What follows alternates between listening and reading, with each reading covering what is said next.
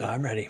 All right. Hey, welcome back, Vaughan. We are live again for a Bank of Canada reaction.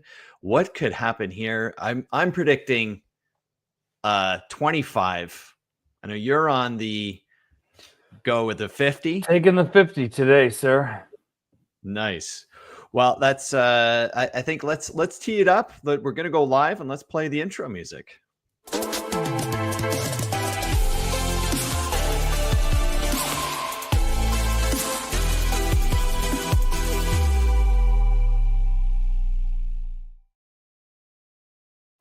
All right.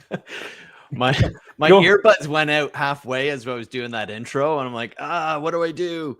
Oh, I was dancing in the background. You know, it's so exciting to go live to talk about mortgage-related content and interest-related content. So, I mean, people are probably at home just cheering this on, and yeah, definitely. I mean, 25. It seems pretty likely we're going to get something like 80% of economists are saying 50 basis points. I'm a little bit more cautious, but I keep going back and forth between 25 and 50. I think it's likely we get 50, but I think there's a chance that the Bank of Canada just gives us a bit of a surprise here. Yeah, I think that, I'm on the record for saying that our natural overnight rate should be sitting around 2%. So we have still a way to go. That why not just rip off the Band-Aid? Similar to when interest rates were hiking up to curb inflation. It was like, well, why not just slap one on there? And they did. You know, they went a full percentage point at one of their BOC meetings. And I think that we're ready to do that. But with that said, you know, inflation crept up. We have to keep inflation in line. We don't want to just play a kind of yo-yo game. But let's get a little taste of Christmas, 2 weeks out from the big day from Santa. So a little 50 basis points cut. It will have a really good impact and lay the groundwork for next year. I'm getting some questions on where's my bow tie, but I have a question for everybody else. Is it going to be 25 or 50 basis points? Put it in the comments. What are your thoughts? It's coming up in less than a minute here, so get it in there quickly and we'll try to react to some of that. Yeah, 75 would be a shocker. I wouldn't know where the data would come with that, but I mean 75 now and 25 in January, and we are well on our way. To a good spring market for real estate. That's what we're focused on: real estate and mortgages. That's what we want to see. We need more affordability. Been announced. 50 basis points cut by the Bank of Canada. All right, pop the champagne. It's time to party. It's Christmas, I would say. Yeah, I mean, no surprise. But this time last week, 25 basis points was sort of very reasonable. And then near the end of last week, everything started to shift when those employment numbers. And we don't ever want to cheer on high unemployment. That's not what we're here to do. We're not excited about high unemployment. We're just excited about lower interest rates for mortgages. Yeah. So the economy, a couple of things from the press release here. The economy grew by 1% in the third quarter, which was below essentially what they were expecting. Let me just do this. So below what the economy, but below what the monetary policy was expecting. Also, in this second paragraph here, the unemployment rate rose to 6.8%. So, which is continuing to grow more slowly than what the Bank of Canada had predicted in. Oh, that's not the right one. Let's get the right policy here. Where is it, Vaughan? Vaughan was the winner. That's what Sean was trying to say. But I've been aggressive on it. I think that we need to continue to be aggressive on it. But obviously, we have to look out for inflation. But I don't know that we're going back to high inflation as long as the government doesn't keep handing out money, which I think that they may be done with. I think that with Prime Minister Trudeau's popularity declining, maybe he got the message. It's time to stop handing out free money all the time.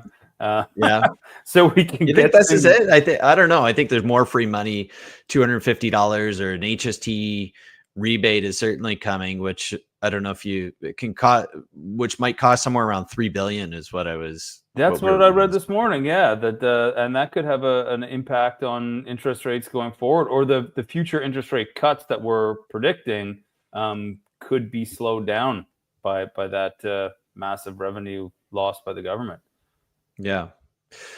So what's going to happen with variable rates? So a couple of just high level numbers. It's about it's about $30 for every $100,000 in mortgage. So if you have $100,000 mortgage, you can expect your variable interest rate to drop by about $30. If it's with most of our big banks do it this way, where your payment doesn't change, the interest rate changes. So more of your payment will be going towards principal, about $15 for every $100,000. And if you have a handful of other lenders, which is an adjustable rate mortgage, your payment actually does go down by that $30 a month.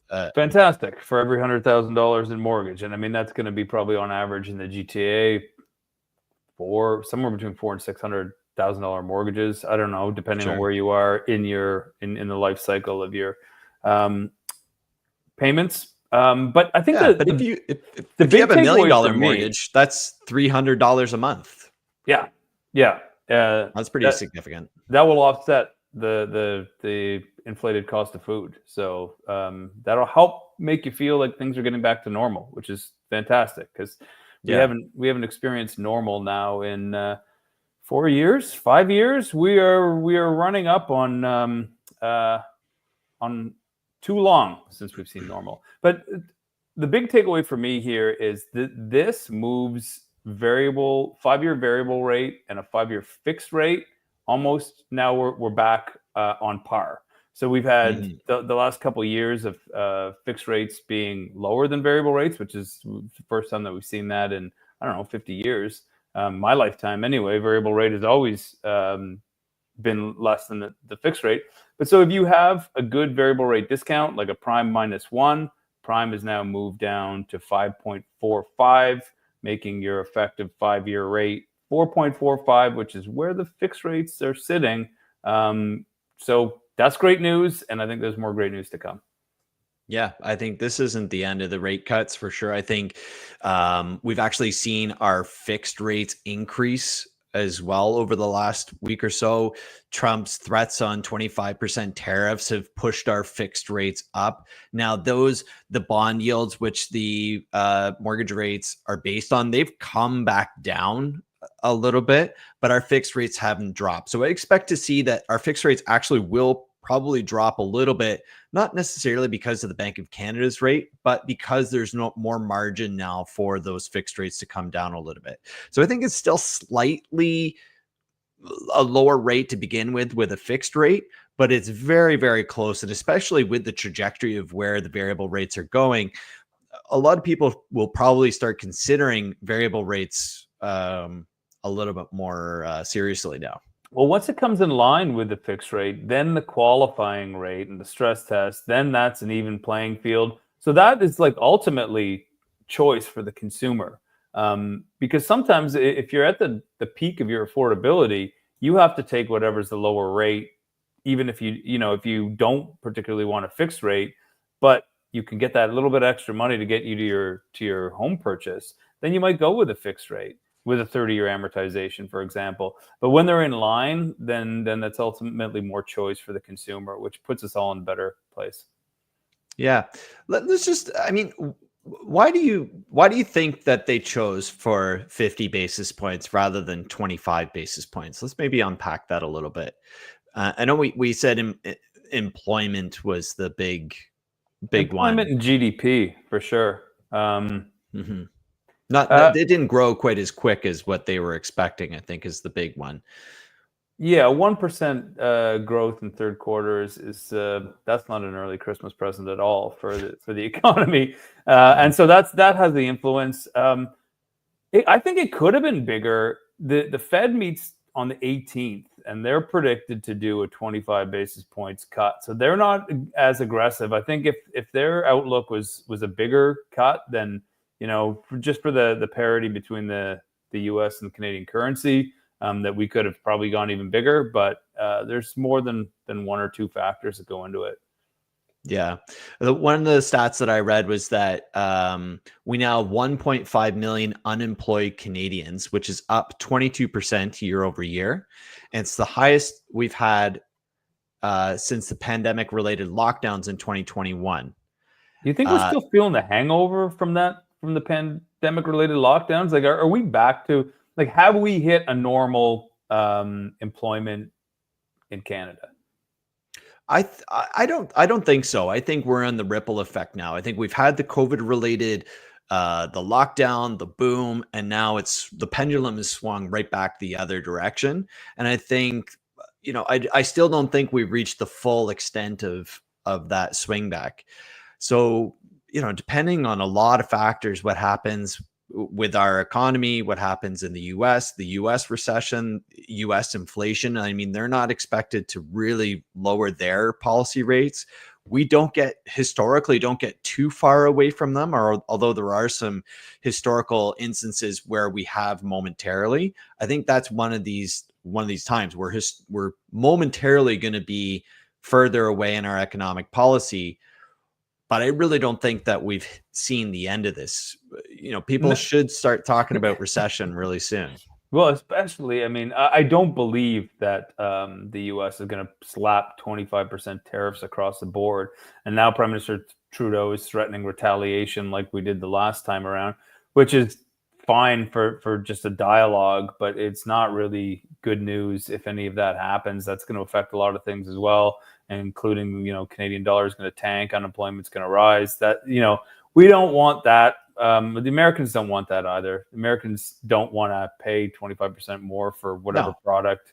I don't know. No, it's ridiculous. They're still the second biggest manufacturing country in the world. So, I mean, they do have some scale there. So it's not like they're, starting from scratch like we did here. Post pandemic, we're like, oh, we sold off all of our pharmaceutical manufacturing. Now we have to rebuild it all. Like, that's not the best knee-jerk reaction there. Right. One of the other stats I saw is that we now have twice as many workers who have been without a job for 6 months as we had in Q3 in last year. Are there details on what kind of employment that is? What I keep hearing is it's a white collar recession. So a lot of office workers, those types of, we still have probably a shortage of skilled labor. Construction is still, although not booming as much, we don't have as much slack there, but it's, high paying white collar jobs that that are big spenders, right? So I think that's where we're going to feel it. It's repurposed, right? We don't want vacancies in the labor market, but we could certainly be more productive in different areas, specifically in government. I'm not sure where government spending and government hiring is right now, but a lot of the times that we do boost the employment numbers, it comes from government hiring, which is not, indicative of a really prosperous market either. Yeah, I think we had, 50 probably came through because the market also expected it. We had 50 basis points. The market expected 50. All of the bond yields were expecting 50. Everything was kind of written in the stars to have 50 basis point cut. Yep, I think it was well before the end of last week that it was written that way. But they were being stingy with releasing the predictions until the very end of last week, and then as soon as Monday hit this week, it was like, oh yeah, for sure, it's going to be 50. For sure. Yeah, let's go. Any final words, Vaughan? I think we've covered it here. No, but we do have internally, Sean and I have a office meeting to go over the new mortgage rules in terms of the insured mortgages and the changes that are coming around that. And there's a whole lot that still hasn't been explained about it. And we've been reaching out to the regulators to get more information. That information has been difficult for them to get from the Canadian government. So We're going to get some more details on that on Friday this week. So next week, tune in and we'll get you up to speed on the nitty gritty about it. All right. Well, we'll see you next time. Thanks for joining us. Another 50 basis point rate cut by the Bank of Canada, taking us down to where we were in October 2022. So we're back on, kind of back towards where we probably should be even wise, but still more rate cuts to happen. Another 50, 75, even 100 basis points is still realistic. See you next time. And thanks a lot, Vaughan.